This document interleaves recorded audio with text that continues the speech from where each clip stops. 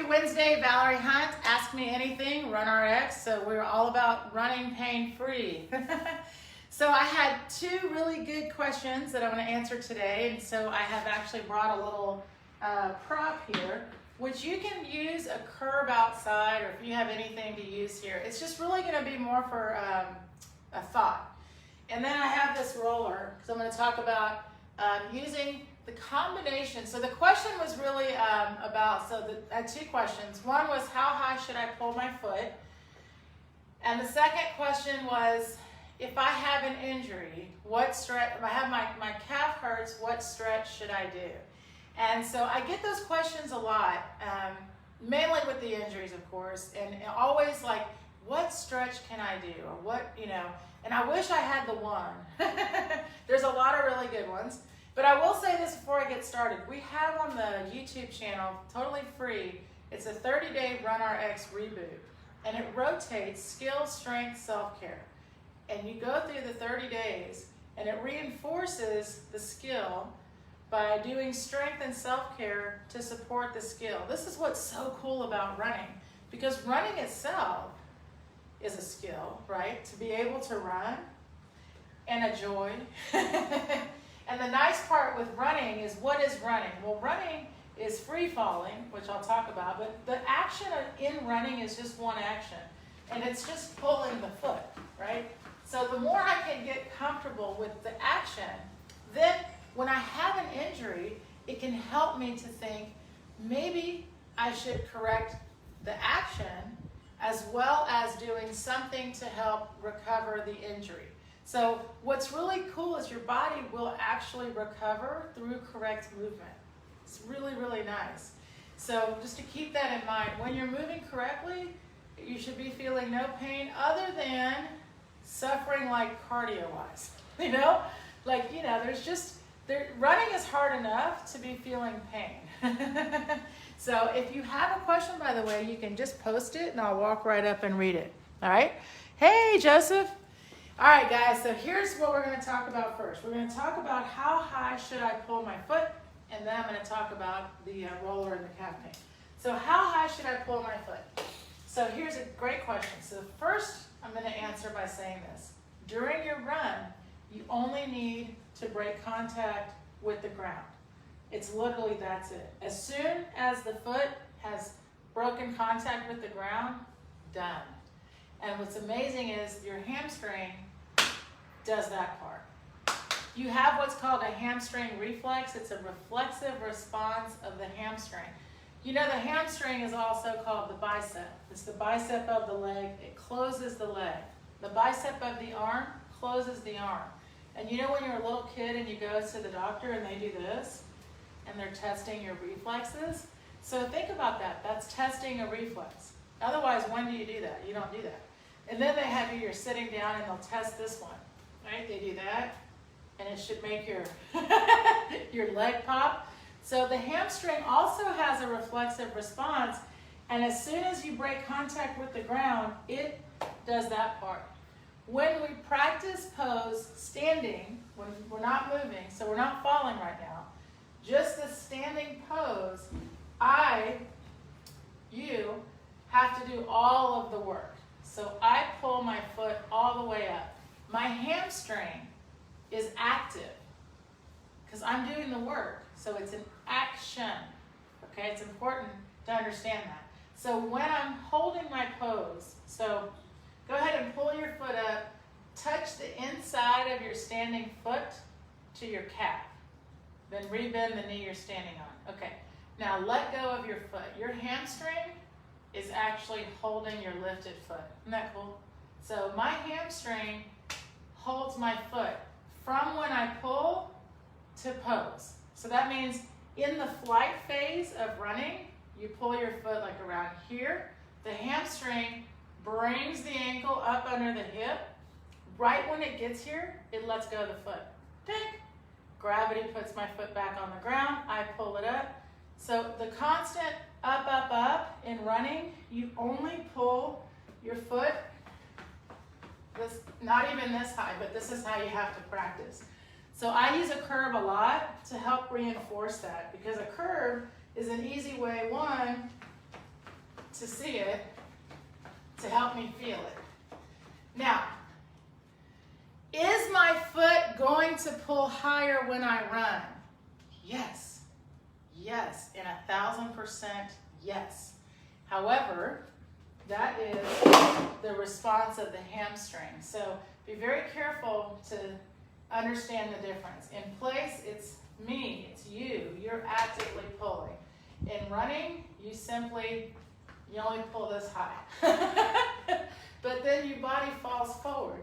And when you fall forward, your foot pulls up higher. Why? Because the hamstring finishes the pull height. So what you have to practice, one is the understanding. Okay, I get it. I understand the movement, see? And the up action, so I have to sense and feel. That's in my mind, up, up, up, up.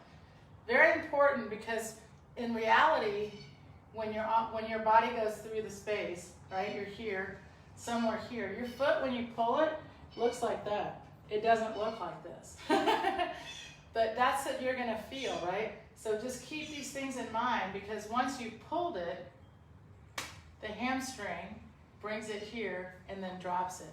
So then we have to just be ready to pull, and that's how it comes with us. So let go of height. We don't care how high you pull the foot. Just sense it, and as soon as you sense the pull, you're done. Start to think when you're running, up, up, up, up. That's what I do, because that's the direction I want my foot to go, is that up. And then you do it nice and quick, or I'll do like up, 2, 3, up, 2, 3, right? Regardless of height, you're getting your body comfortable with like its job, it's to do. You could say pull if you wanted. I find it's hard for me to say pull. Maybe it's the P sound in the beginning versus the hey. Okay, so one more question was the calves. So anyway, real quick, I'll just, because I get off on tangents, but if you have a curve, it's so simple to just play with how low, how relaxed running can feel. So that way when you take off and you fall, you'll be more comfortable in allowing the foot to finish the pull, right? You have to at least have time for the body to travel.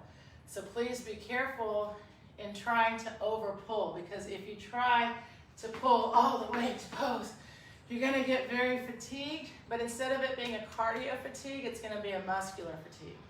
So we wanna only feel like, I have to breathe more, not woo, my legs are tired. That's the difference we want to sense in our run. So if I have a pain, then immediately my first thought should be, I'm on the ground too long. 99% of running injuries are just because we're on the ground too long.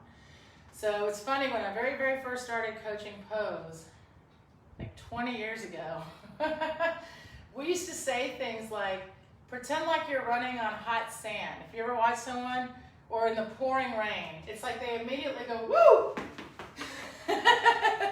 Right? Hot sand, I want to get my foot off the ground. Unfortunately though, we found is people were just still impacting, they were just unfortunately doing it quicker. Like, so then they thought, okay, we'll move our feet quicker. But remember, the only reason my feet are moving at all past this, any increase in cadence is because my body goes forward. Okay, so if you're putting effort into your feet, then unfortunately you're going to feel it in your feet. You're going to feel your shins, you're going to feel your calves, you're going to feel your IT band. All that stuff is because you're trying to run with your legs. It sounds so strange, because of course your legs are working, yes. However, they're not leading the movement. And it's important, like whatever I do in place, if it's not helping me travel, then it's not going to help me travel. See? So what it means like this. If I'm standing here and I'm doing my up, and you're like, pump your arms, okay? I'm still not going anywhere. Okay, pull faster, okay. Now I'm pulling faster and pumping my arms. Well, now I'm just tired. That ain't go anywhere, right? Lots of muscular effort to go nowhere. So I don't want you to waste time with that. I want you to understand that the legs themselves, as you're running, should feel nice and light and quick.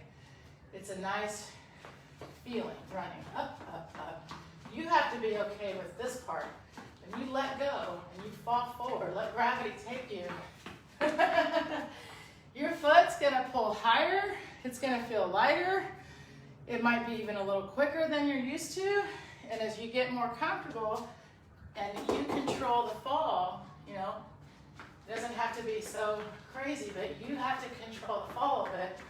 You'll start to feel, oh, I'm pulling in response to my fall. I don't have time to wonder how high do I pull my foot because I don't have time. I'm running, so I only have time to go up, up, up. You see what I mean?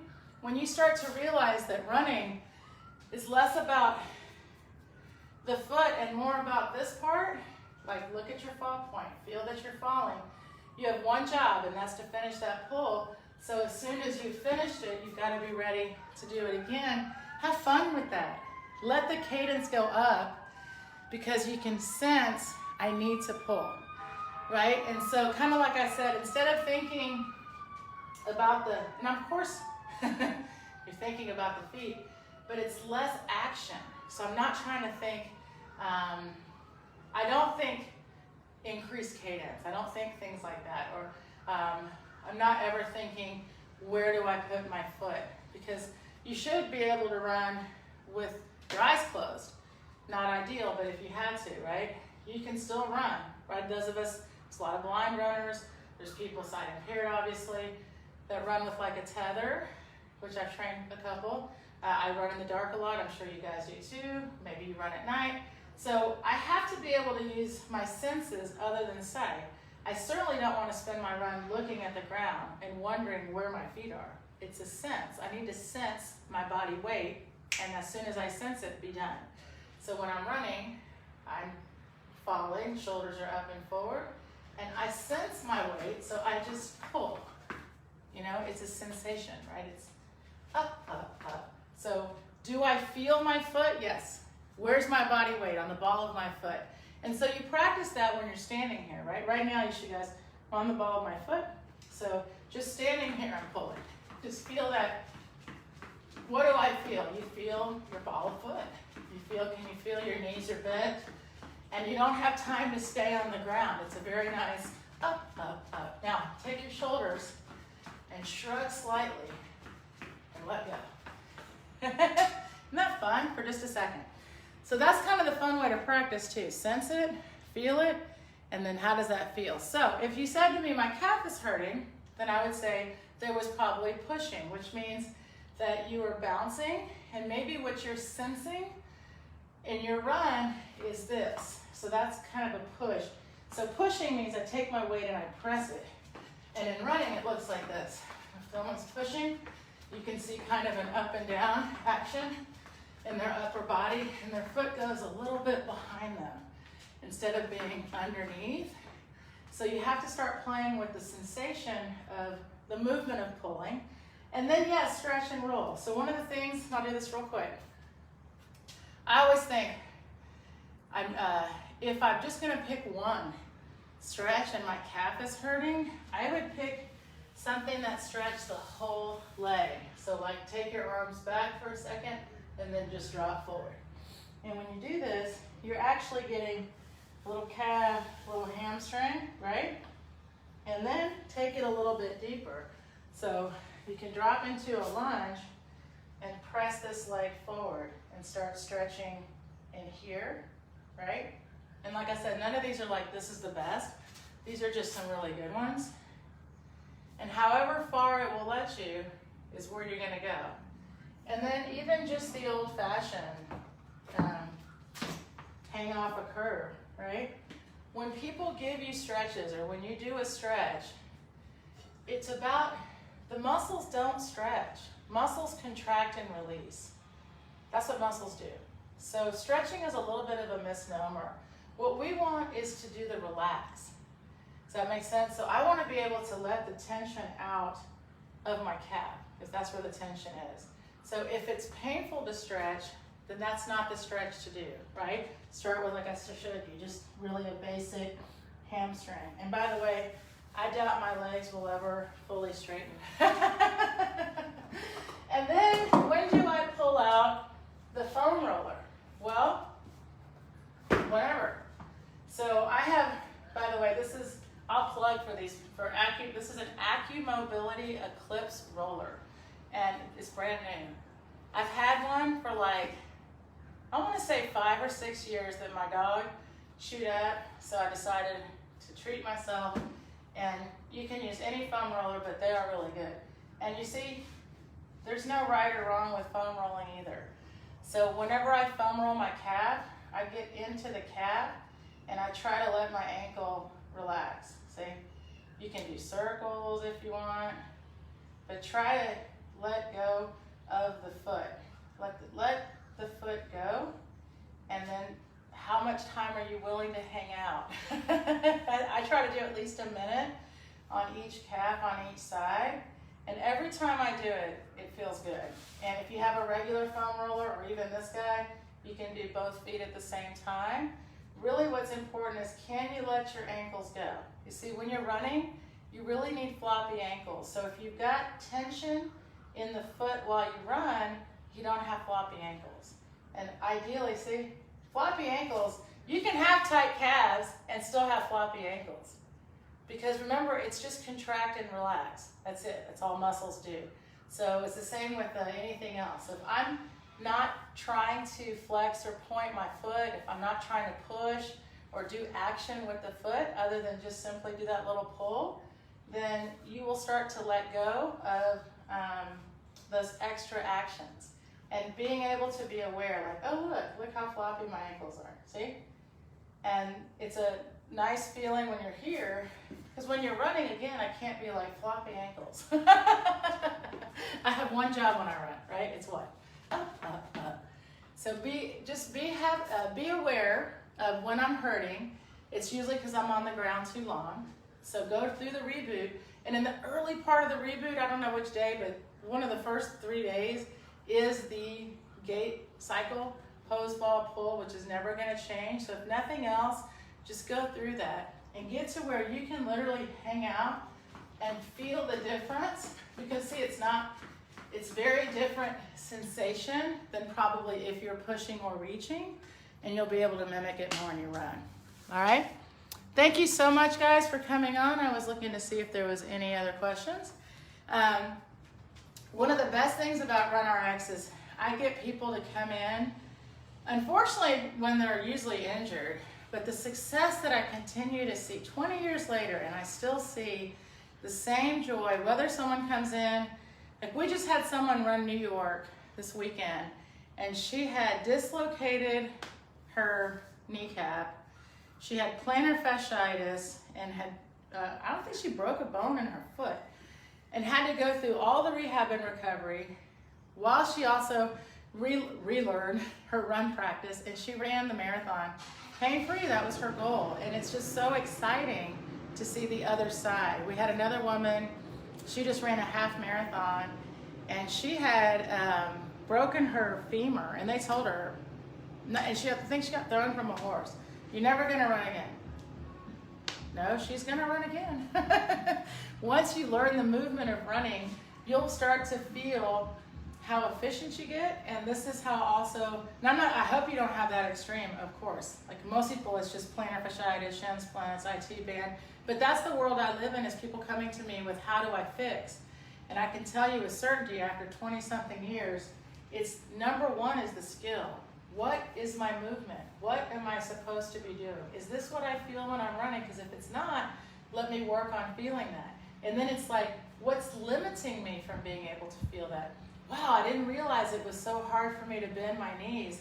Now that I know that, I'm probably going to add a little bit more stretching. See what I mean? Maybe you tend to be like this, right? Having a hard time getting this.